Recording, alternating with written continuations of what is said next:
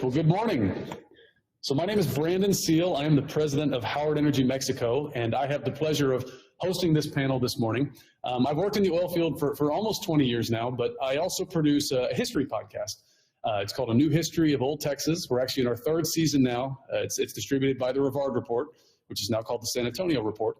I'm going to try here in editing to post a QR code for any watchers or listeners of this so that you can access the link to that podcast if you're interested. The first podcast I actually did was on the history of oil in Mexico. And the most popular episode that I did was the episode on the oil finders, about the great oil finds along the Mexican Gulf Coast in the early 1900s. But of course, the greatest oil find, the most impactful oil find of them all, took place right here in Texas, near Beaumont in 1901. And so actually, just to set the scene a little bit for this panel, I'm going to read the first couple paragraphs from Professor Joanne Stiles' book on Spindletop, which she'll talk about here in a minute. So on January 10th, 1901, around 10:30 a.m., on a clearing wintry day near the small southeast Texas town of Beaumont, the course of history veered sharply in a new direction.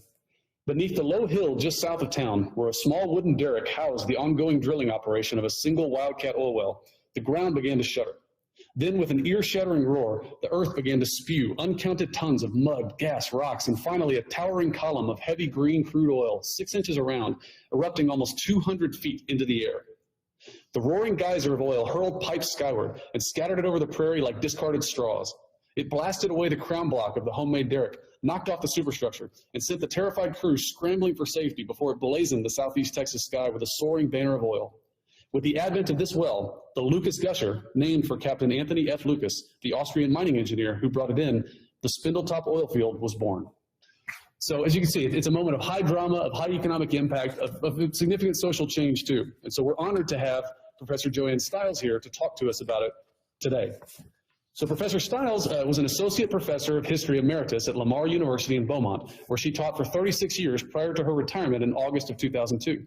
She specialized in Texas history during her teaching career, but also taught American history surveys, African American history, and a Latin American U.S. comparative history class.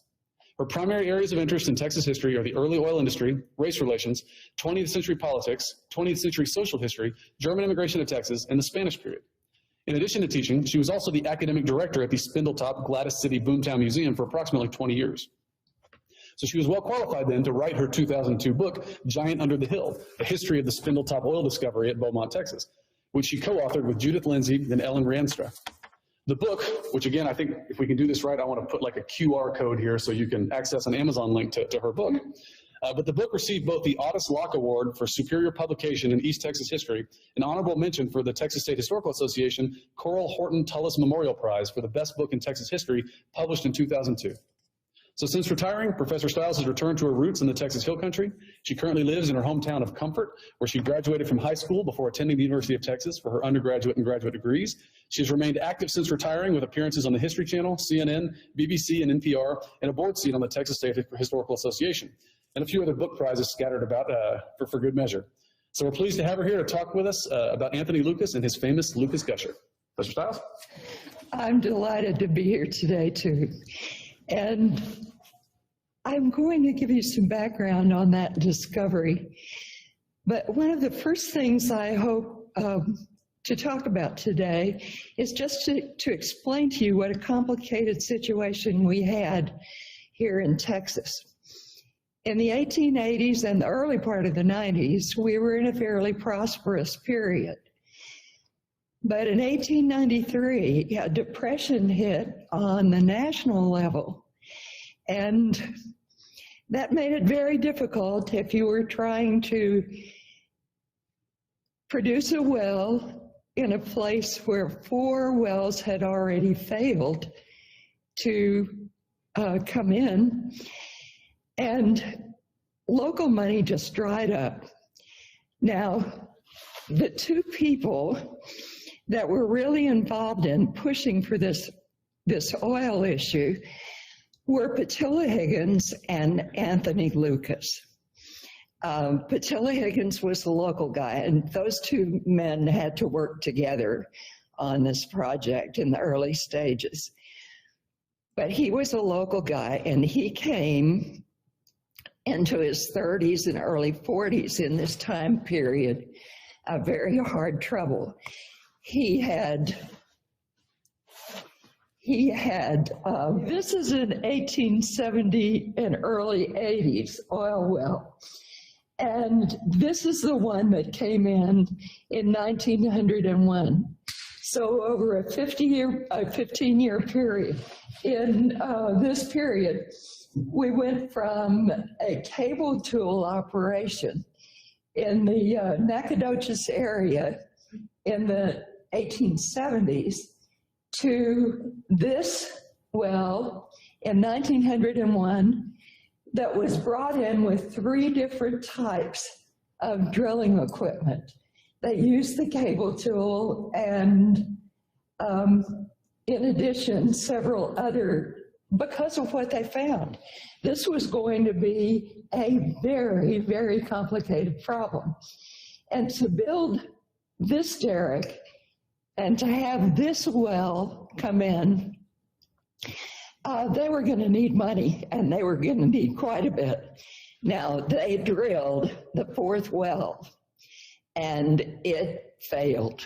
It got down to about 600 feet, which is further than anyone else had ever gotten down, but it failed.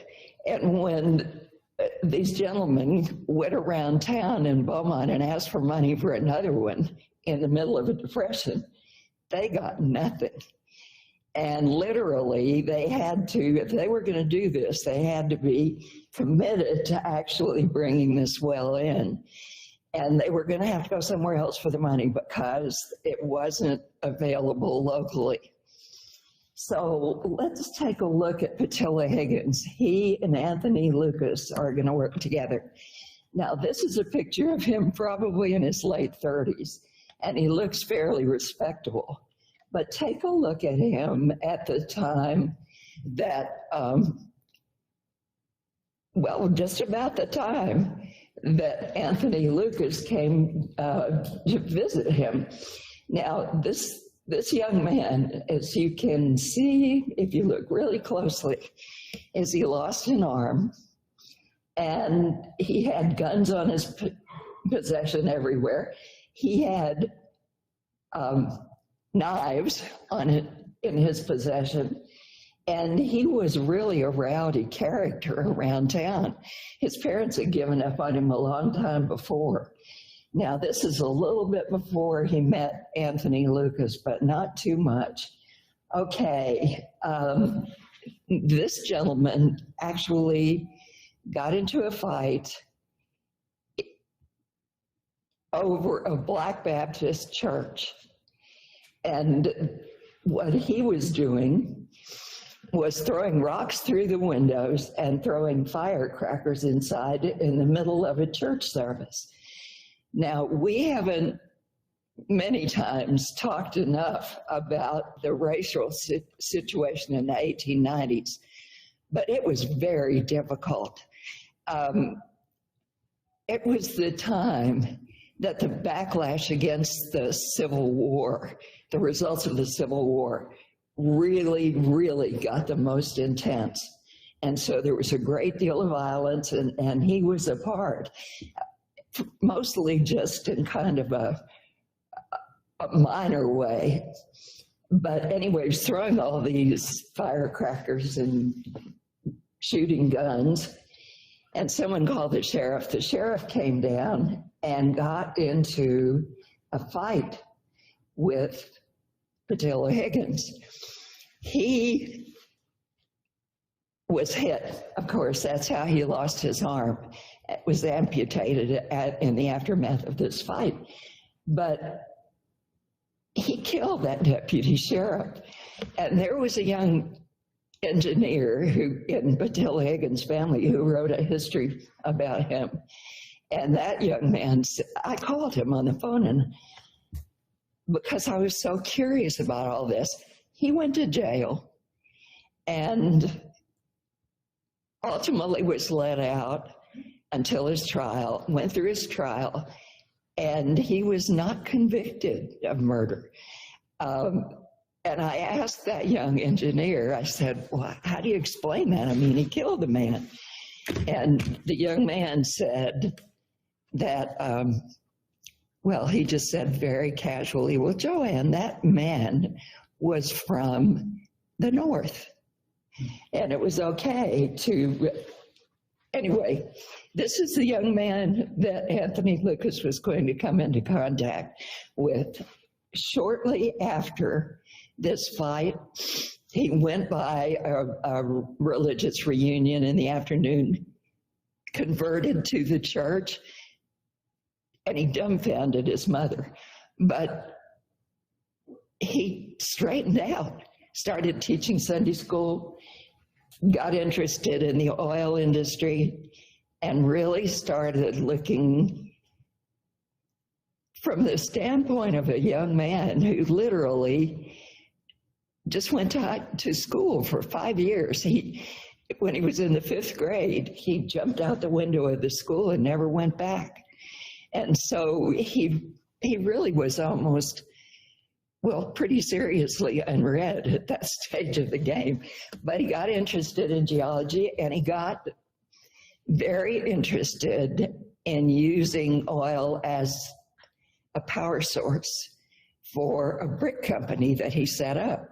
And he published articles on it. Now, he was going to come into contact with Anthony Lucas, and if I might see Mr. Lucas, that's a little different than a roughneck from Beaumont. This man had just arrived from part of Italy, what is now Croatia. About 10 years before, he had gotten a degree as a mining engineer, mechanical, excuse me, and he became an American citizen, married an American woman, and if you might, this young lady was about 19 or 20. She met him in Macon, Georgia, right after her father died. And after a pretty long courtship, he married her. I'm telling you about that because she's going to have a major part to play in the Spindletop discovery. She's the one about 15 years younger than Lucas, who is going to insist that they keep working on that well, even if it took selling all the furniture in the house and other things. She was just determined. And next, their problem after that first well that was dry was that it took $30,000 of Anthony Lucas's money and they had no more. So if they were going to go ahead in their contract, they had an arrangement that would have allowed them to drill several more wells. But these men, what do you know? I don't know if you've ever encountered these two before, but boy, they were well known in the United States in this period in the oil industry. The gentleman in white is James Guffey, and the man in black is James Galey. And James Galey was the wildcatter that they finally talked into coming down to look at the situation on the Spindletop salt dome. And they were trying to convince him to go ahead and sponsor another well. Well, he looked and he was convinced. And so we had the mining engineer from Europe, the strange guy from Beaumont, and James Galey, who said, let's give it a try. Now, this takes money. And so he went back to Pittsburgh and he talked to the Mellon banking house. He had family friends in that bank.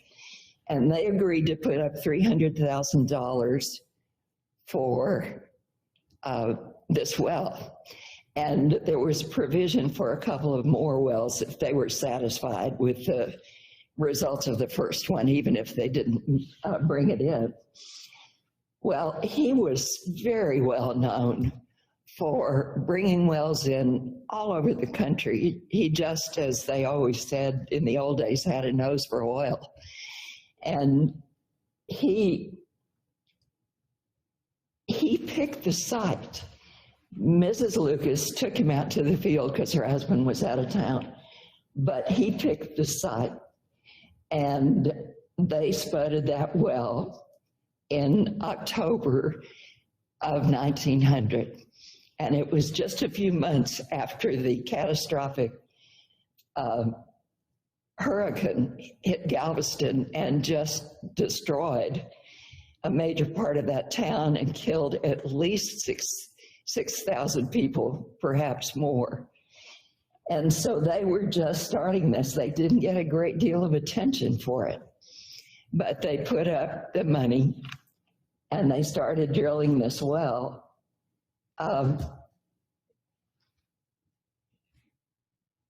Well, the first one, as I said, did not come in.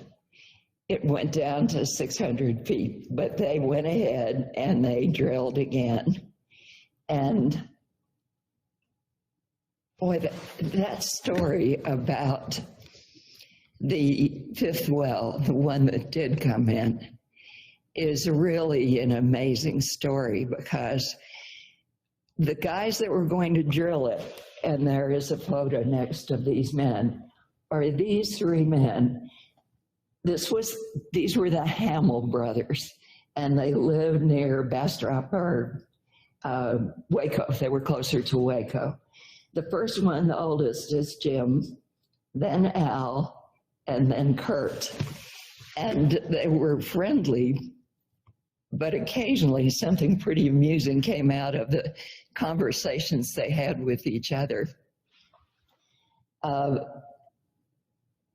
Jim was in charge, and he stayed in Corsicana, where there was a smaller oil field in operation. So Al was in charge, and they talked their last brother into coming down and helping Al. And those guys, the very first thing they did was build a rig, which they had never done in their lives. They hired a rig builder. He came down, and he had no idea what to do. And so they laid out the pattern for this rig on the ground, and then they picked it up and nailed it together, and probably not just nails, but anyway, it was a rig that withstood at least 100,000 barrels of oil when that well came in. It went right through the top of this rig and brought all that oil in. And it withstood all of the trouble, all the pressure that existed on these guys. Al's really the smartest one, and he was in charge. But none of them really knew what to do. They started drilling, and they were drilling down, not quite 200 feet. And they ran into quicksand, and those men in all of their drilling had never run into quicksand. They had done mainly water wells, and this just hadn't happened before. So they were trying to stop it from messing up the well. And it was going to require a back check valve, which didn't exist in the oil business at the time. It was used occasionally on boilers, but it was Anthony Lucas who, at least he said, he was the one that developed this back check valve to keep the sand out of that drilling operation and get through the quicksand. It was going to, in the long run, they ran into the quicksand, or the heaving sands, as they called them. They ran into this a number of times as the well went down.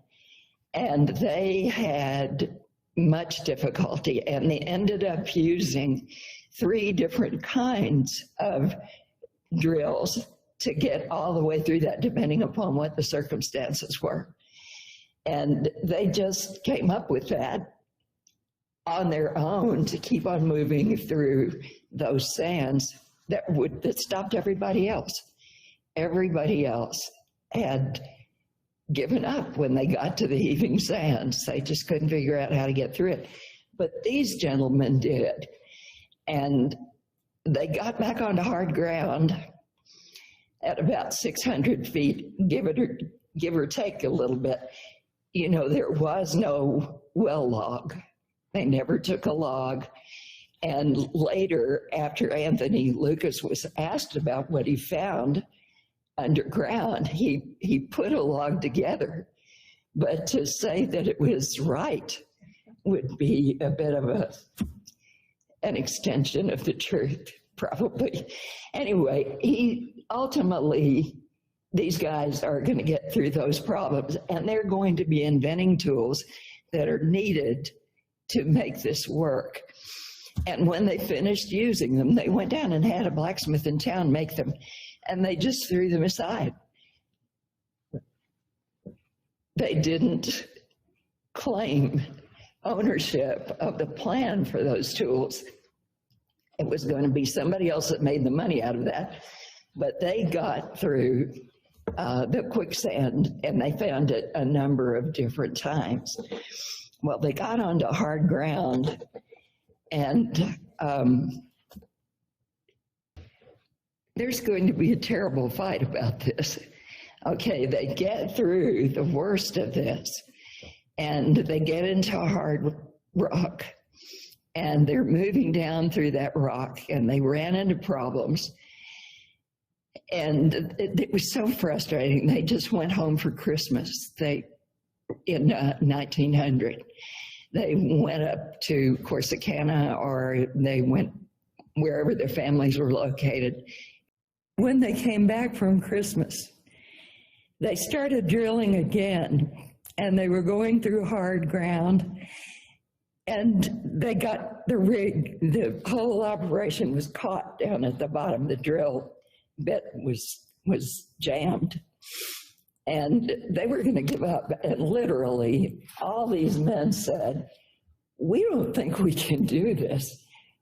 And it was Mrs. Lucas who said, "Get it out, don't stop, don't start over with a new well, but pull it out of the ground and start again and go down to the 1,200 feet, which they guaranteed they would do in the contract." Well, they listened to her, and Al said, "I didn't think we could do it." And literally, he said it was a once-in-a-lifetime operation to get that drill bit out of the well so we could begin again. But they did, and they began drilling again.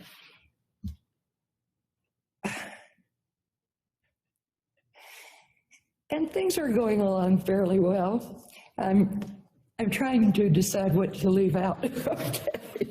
Anyway, they dropped a new drill bit into the ground, and they started drilling.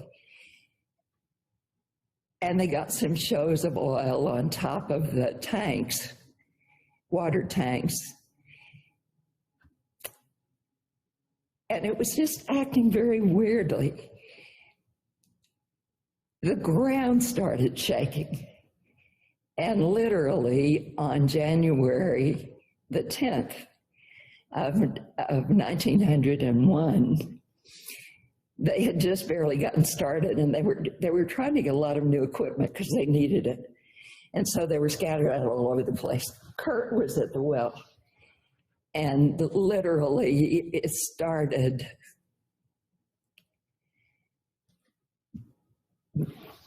just shaking, and muddy water and gas bursts and rocks were coming out of the ground.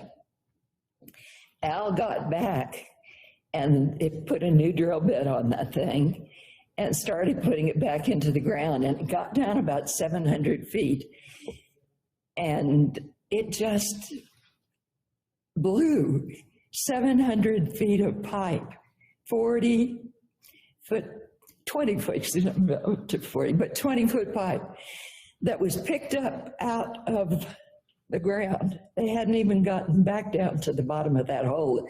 It was better than 900 feet, closer to 1,000. But it picked up all of that pipe, broke it off in pieces. It went out through the top of the derrick and landed all over the ground and didn't kill anybody. So that was nothing short of a miracle, but then it got quiet and it was a horrible mess. And so the Hamill brothers went over, started cleaning it up. And then Al did the most insane thing I know of. Everybody else was married, but he wasn't. So he was a single guy, went over and he looked down the hole and he could see that oil coming up and he didn't know for sure, but it was coming up, going back down, coming up a little higher, going back down. And finally it ran over the deck and it blew through the top of that derrick. And it was oil. I mean, and nobody was killed. Kurt was up on the side of the derrick, and he said he didn't know how he got down, but it was done very quickly. Anyway, he got down. There was the potential of fire and the danger from the gas and many of the other things I simply left out, okay?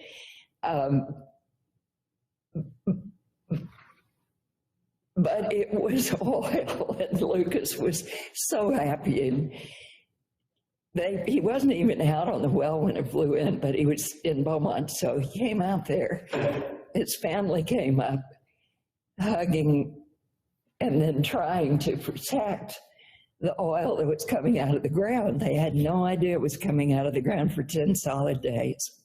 They did not know that they couldn't stop it because there was still so much rock in it, mixed into the oil. The cap rock was still breaking apart. It wasn't until 10 days later that the oil came up clear. And ultimately, these men were asked to invent a way to close in that well. And what they did, in addition to all the other inventions that they made use of and then just discarded, the drilling mud, the new kinds of drill bits, the way they handled the water and the sand that was coming up through the pipe, and they managed to get that under control. They dealt with all of those problems that would have stopped, well, they stopped many people before. And they had oil everywhere. Well, all kinds of people were suggesting ways to make it stop. But in the long run, it blew for 10 days. Mr. Lucas, who was in charge here, finally turned to Al and Kurt and Jim and gave them the job of inventing a way to stop it. And what they did was build the first oil-filled Christmas tree, and they set it off a little bit at a time, and after 10 days of just so much oil right out on the ground, there was going to be a fire. They were petrified by that and didn't want it to go down into the well because they knew they could never stop that. And they did it. They invented a way to do it, and they pulled it across the open pipe, the broken off pipe. And Al, of all things in the world, went out there and he used a file, and he filed new, please, I can't remember the name of it, but anyway, so he could screw something onto the top of that pipe because it had nothing on it. So they did that, and they screwed it on, and they shut it down one at a time, and then everybody just breathed the greatest sigh of relief. And we had oil everywhere, maybe as much as 1 million barrels of oil. A great part of it was going to burn up in a major fire that sat on one end of that open tank That's all they had, no tanks. And so they created all those open tanks. And what it was, I don't know if it was a spark from a railroad train or lightning or what, but it caught fire. And the only thing they could do, they had to do, was set the fire at the other end and let it come from both ends, soak up the oxygen, and put that fire out. That well never paid for itself. But what happened was immediately many other people wanted to know if this was a one-time thing or if it was truly a big field. So they got into drilling new wells, and there were 6 major ones that every one came in a gusher over the next few months. It was into the end of March, early April, that those wells all started coming in. And we just had oil everywhere. So you can either lose everything because there's no way to use all of that, or you can invent a way to do it. And when these gentlemen were talking a while ago, they said we were just moving slowly into that new industrial age. Well, this was going to really speed it up. And the first thing they did with this is they converted a local railroad train from wood and coal into a gas burning engine. And it worked. And the guy that did it, the guy that was driving that train, didn't want it particularly to work because there were things about all this he didn't like too much, but it did work. And when he got off his train, he said, convert all of them to this. It's cheaper and it's going to work. And we're going to have a big industrial explosion with inventions coming up everywhere on all kinds of industries and all kinds of industries, and with all kinds of new inventions. And Howard Hughes is going to pick up tools out of the oil field and bring them under his control, because no one had ever done that before. So he's going to make his fortune. All of this is really going to be just a stunning change. I do want to say one thing before this whole minute is gone. But anyway, the one not so good thing out of all of this was what happened in that field. It was out on the southern edge of Beaumont, and the neighborhood clearest was an African-American neighborhood. And there were men in that African-American community that wanted to work in this field. Almost everybody kept them out of that. There were a few people that wanted to hire them because they were good workers and they worked cheaply. And so he hired a large number of them, but they could not sleep in that city, in anywhere near that field. And so they went several different directions and just got out of there every night at dark. So a little community called South Africa developed right outside town. Well, we had our race riot in 1902. And the white man that hired many of those gentlemen helped them, protected them as much as he could. But it was really a bad situation. They could not get any job on any rig. That was not going to happen. They could drive wagons, and there were some very, very talented, good men on that. But after they were hit at South Africa, that African-American population began dispersing a little bit. And I don't have time to talk about this today, I'm sorry, but I'd love to do it on another day. But literally, the situation in Beaumont was weird. it was about half and half African American and white. It was very different. And they were all in the lumber industry. So they had skills that came out of working in the lumber industry. But they were not allowed to do anything, not anything on those rigs. They could drive wagons, and some of them were super good at that. But after the attack on South Africa, a lot of that fell apart. And those men didn't necessarily stay there in the dangerous situation that they were getting into. And this was a very, very bad time in Texas racial history. It was very, very violent. And the lynchings in Texas, as much as everybody was saying on the news the other day that didn't happen too often, the worst state in the country was Georgia. The second worst state was Texas. That just happened. And so they pulled back from that field. But that's the sad part of the story. For many of these men that were working in that field on jobs they wouldn't let the black population have, they did turn out to have a pretty nice life. Many of them did, to follow through and get a pretty excellent situation.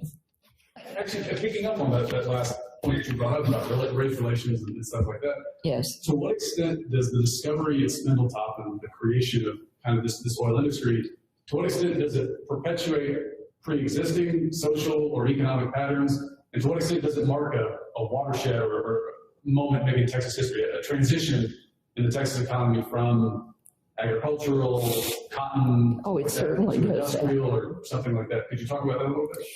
Well, it made that transition in the economy really pretty quickly. And people were bringing in wells all over, but ironically, they were bringing them in on top of the domes. They were looking for salt domes all over the place. Almost never did they find that. Only on that first really gigantic well did they find that. And Patillo Higgins was one of the ones looking, and he just lost his shirt time after time. But he had some other strikes, and then he went on looking for some oil in another place. He just didn't stick with those things.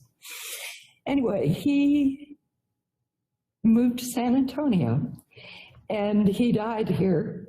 He was married to a young lady named Alice, I think, Jahn, a German name, Jahn, and they lived here the rest of their lives. He kept occasionally making another strike, but he always spent it on another dry hole. So, but he had a good time. Perfect. Well, thank you so much, Professor Stiles, and to everyone listening or watching this, I highly recommend your book. Again, I hope we can post a link to it. And again, I just want to commend you. One of the things I think you did really, really well in the book was to dig into the technical innovation that really defined, Spindletop.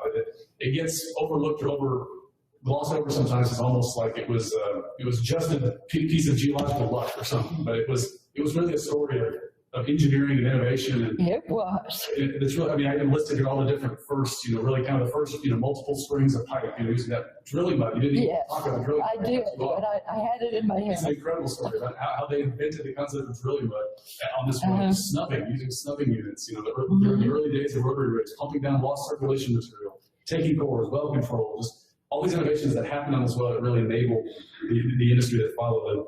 It actually reminds me of a term that, so like in literature, there's this term of the majestic plural, like the royal we. The king always refers to himself as in the plural. But the joke that I've heard is that in the oil field, there's the oil field I.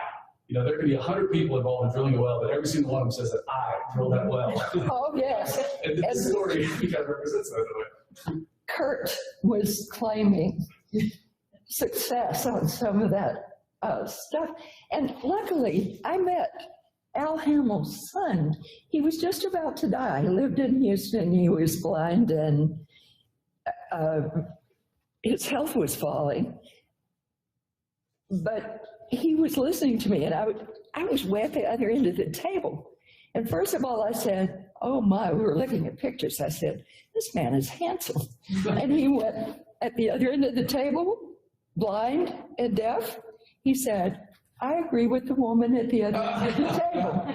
And he really, but what he said about Kurt's story on Spindletop, he said, hot air.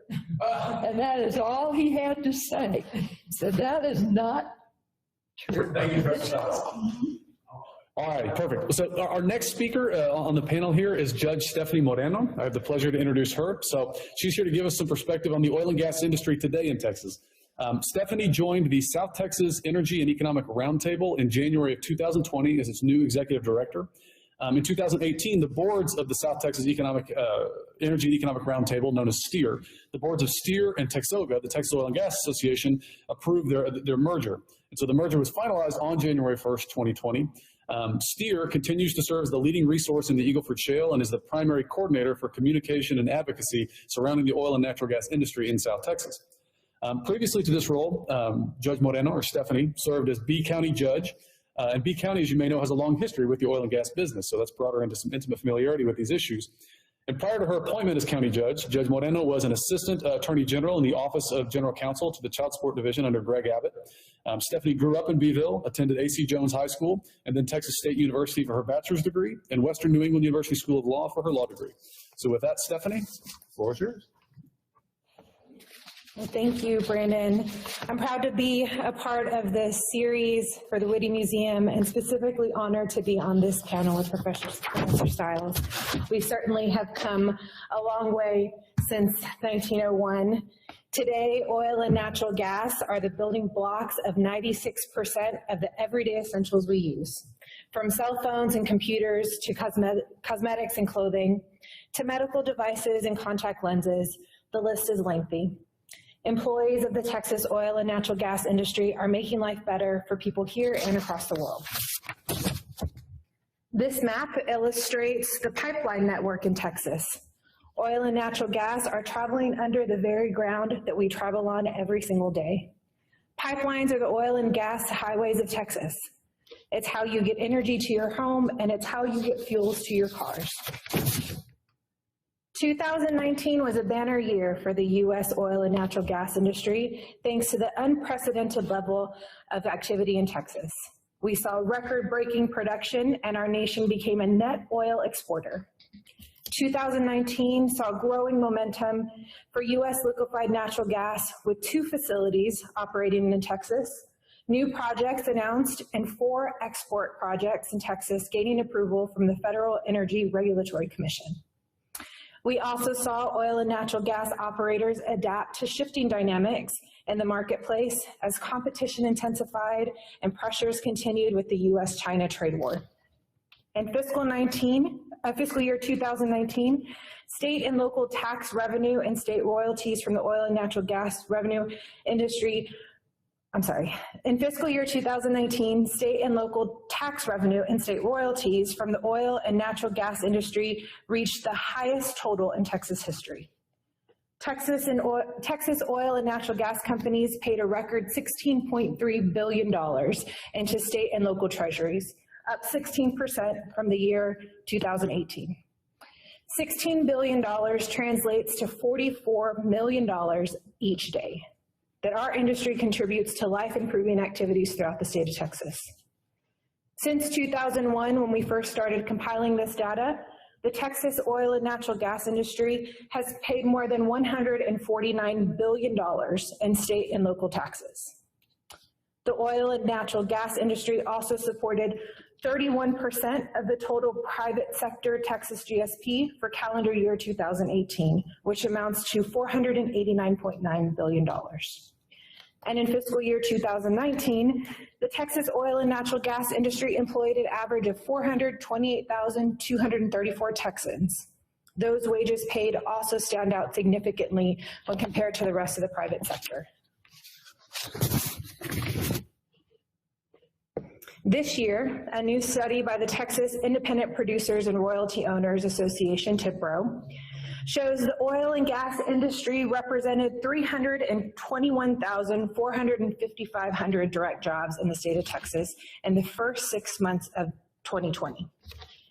However, over 2 million indirect jobs were also tied to the Texas oil and natural gas industry during the same time period. Take a minute to think about that. How many of your friends and families work in these sectors? Trucking companies, food services, airlines, public transportation, equipment suppliers, construction services, financial institutions, shipping industry, education, and manufacturing. The oil and natural gas industry also provides much needed revenue to local governments, such as schools and county governments. Counties receive $398.7 million in oil and natural gas mineral property taxes. These funds provide equipment for sheriff's offices, fire stations, staffing of veteran services, rural health care, and numerous other services that communities rely on. Ingenuity and innovation are increasing efficiency, and companies are investing billions of dollars in advanced technologies that are protecting and improving our environment. And with expanded exports of LNG, other countries are improving their air by using more natural gas for electricity. We have seen technology advancements in every aspect of the oil and natural gas industry, from horizontal drilling and hydraulic fracturing, to improving pumps and surface equipment, to utilizing drones to monitor pipelines. But the next level in innovation is digitizing oil fields to further reduce the cost of extraction. Digitization is the next biggest innovation that will provide a quantum leap in efficiency. In exploration, companies are integrating data from public sources, customers, and internal operations to create a global subsurface model. This model allows for improved reservoir understanding and recovery. The data allows companies to delineate reservoir and high-grade acreage, provide more accurate field and well planning, provide long-term production forecasting, and locate bypass reserves, allowing for increased well productivity. Companies are also using artificial intelligence to interpret this data to produce reports and analysis. As machines become more accurate, it allows for less human oversight. Artificial intelligence is also being used in drilling. Today, drilling can be done on cruise control. The goal is to provide a safer, consistent, and more efficient well site. Moving into the future, well construction, drilling, cementing, and completing the well will be done with remote automation. All of these innovations not only allow for reduced pricing at the pump, but it also reduces emissions. Oil and natural gas companies are pioneering breakthrough technologies to capture, store, and reuse carbon dioxide. And they are investing in advanced technologies like optical gas imaging cameras and drones to detect leaks. In the midstream sector, pipelines are smarter and safer than ever before, making them the safest and most reliable method of transporting oil, natural gas, and fuel. Research, development, and technology have been game changers and have ushered in the era of record production in Texas. From 2000 to 2016, U.S. oil and natural gas companies invested over $300 billion in greenhouse gas mitigation technologies. This is more than the rest of the private sector and the government combined during the same time period. These investments are working. Thanks to expanded use of natural gas in power generation, energy-related CO2 emissions in the U.S. are near 20-year lows. And methane emissions from oil and natural gas systems are down 23% since 1990. At the same time, oil and natural gas production have both almost doubled. The oil and natural gas industry is committed to climate progress, and no one is investing more in low carbon technology. We share a common goal of a lower emissions future and believe we can and will achieve both economic and environmental success. It's important to note that no matter how much rhetoric we hear, there is no replacement for all the tremendous good oil and natural gas does for our lives today. The Environmental Partnership, which was formed to ensure that the United States oil and natural gas industry, a global energy leader, continues to work collaboratively to reduce its environmental footprint while safely and responsibly growing energy production. The Texas Methane and Flaring Coalition was announced in March, and it is an alliance of Texas oil and natural gas trade associations, along with nearly 40 Texas energy companies, whose focus is on an industry-led solution to minimize flaring and methane emissions. Earlier this month, the Railroad Commission provided data that showed a significant reduction in flaring in Texas. The data provided by the Railroad Commission confirms that both industry and regulators are continuing to make strides in environmental progress. The rate of flaring was reduced by 79%, which is highly significant when you consider, at minimum, more than 1/3 of this reduction came before the market-driven curtailment of production in response to the current global pandemic.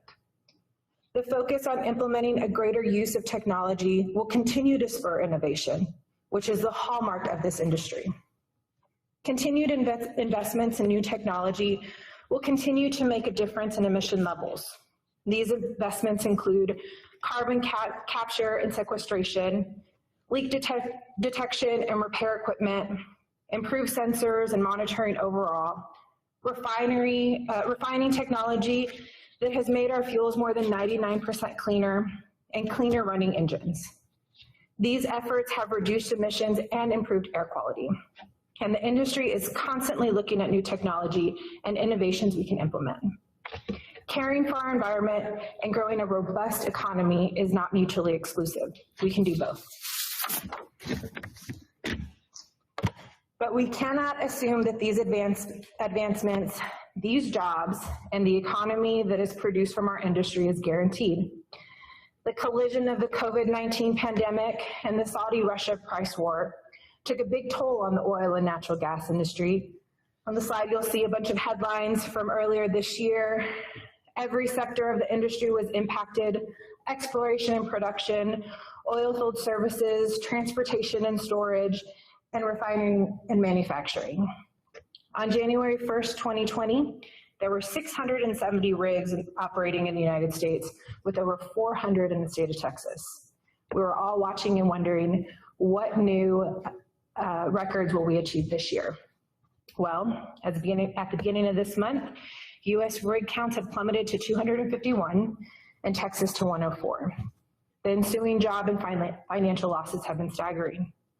Yet even with these tremendous setbacks, our industry is reliably and safely delivering the oil and natural gas products that fuel our daily lives.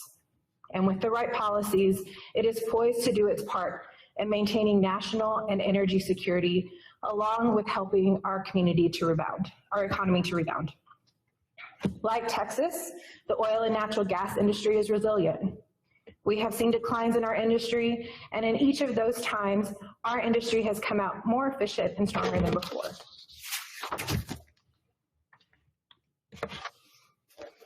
With billions of dollars invested, hundreds and thousands of employees, and $16 billion in taxes and royalties last year alone, oil and natural gas continues to be the heartbeat of the Texas economy.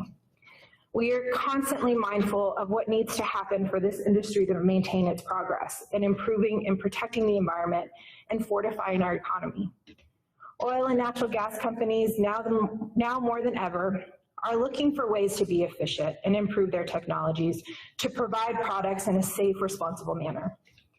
As a fundamental economic driver, the oil and natural gas industry will continue to collaborate and educate the community as we build back our economies. But as we weather the challenges of this crisis and the economic downturn, we need to be doing all we can to regain the stabilizing force that Texas has become for the world. We can do that by holding fast to science-based approach to regulation and free market principles. We need consistent policies that encourage investment in safe, responsible energy production that is generating billions of dollars a year in tax revenue to fund our schools, universities, roads, and essential services.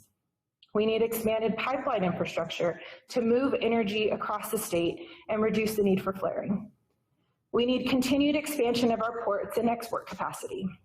We need to resist campaign season political schemes that call for ban of the world's most important asset and lifting people out of poverty and improving lives and the environment worldwide. We need to remember that the Texas oil and natural gas industry's investments in technology and innovation are the reason the United States leads the world in energy production and environmental progress. Texas is and can be the epicenter for progress and promise, even in these challenging times. If you want to hear more about what our association is doing, pull out your phones and text TXOGA, T-X-O-G-A, to 52886, reflected on your screen. This will sign you up to receive the occasional emails and keep you informed about our industry. I promise we will not send you spam, but be sure to check out our websites as well and our social media pages for TXOGA and STEER. I want to thank you all for your time today and for tuning in, and I'd be happy to answer any questions. Let me ask you, one of the things that Professor Stiles pointed out is sort of the tragedy of the fact that some of the communities living closest to the first oil boom weren't the ones most benefited by it, talking about the state of race relations in Texas in the 1890s and so forth. Has the industry done any better in recent years to expanding opportunities to minority or traditionally underserved communities? Yeah, we're seeing, as far as oil and natural gas industry goes, so many jobs that are related. Like I said in my slide, it's not just oil field workers that are the primary source of income for the oil and natural gas industry. We have accountants, attorneys, HR representatives. There's diverse opportunity. Anyone with any background can be employed in the oil or natural gas industry. But to your point on the local impact, our companies are the primary sources for charitable events in local communities. It's the first call that judges and commissioners make when they have softball teams to sponsor, or banquets, or any sort of events throughout the community. And so I think that, one, we're doing a better job impacting local communities that we're working in and that our employees are living in. But two, we're expanding our network and to make sure that we do have diverse jobs. For example, STEER is partnering with Texas A&M International University with their new petroleum engineering program and computer science program. We're taking STEM programs directly to communities with the most diversity. And we're proud to partner with that, and we look forward to continuing that effort. Great, thank you. Well, so with that, we've almost used our hour. Maybe Ebony first, Stiles the last one. One of the themes that Professor Stiles is looking at in general in oil and gas history is how consistently wrong people are when they try and make long-term forecasts about the future of the oil and gas business. Yep. There's the famous quote that Professor Stiles includes from the Standard Oil executive in around 1900, who famously promised to drink every drop of oil produced west of the Mississippi River. And of course, even all the geological experts around who came to visit Spindletop were skeptical and dismissive of there ever being, commercial oil there. Famously too, in the 1950s, we had this concept of peak oil and Hubbard's Peak and things like that, which was seen to have been busted a little bit by some of the trends of the last 5 or 10 years. But to your point, we've been hit by a pretty unique confluence of tough stuff in the industry, between the demand destruction, the commodity price collapse, competition from other fuel sources. I mean, could we be living right now for a moment that is as transitional for Texas' economy, maybe away from oil and gas, as 1901 was a turn toward oil and gas? What do you think? I think that that these projections, as you said, have one thing in common, is that they're always wrong. They're never spot on. Earlier this year, we were hearing this is the end of oil and gas. When futures turned negative, there was I think a lot of people were just completely surprised and thought it would never be back in the positives. We're been sitting around $40 a barrel pretty consistently for the last 6 to 8 weeks. And so oil and natural gas is resilient. Texas has seen the ups and downs of oil and natural gas, and every single time we've come out better and more efficient. And that's what's great about a free market and a consumer-driven market, is that the consumer demands the industry to be more efficient. They demand the industry to be more environmentally friendly, and we see our companies responding to that. And so, those are the things that TEXOGA and STEER stand for: free market, consumer-driven policies, and those are the things that we'll continue to fight for. Great. Well, again, I want to thank our panelists. I want to thank Judge Stephanie Moreno. I want to thank Professor Joanne Stiles for joining us today. I want to recommend to you Professor Stiles' book. It is really, really well written. Again, like I talked about too, it goes into, but makes very accessible to the technical details and the innovation that went into the development of this industry. And also has good coverage too, a lot of the social and other cultural issues that are going on around Spindletop. So again, this will conclude our panel. Thank you for joining us, and we'll see you soon.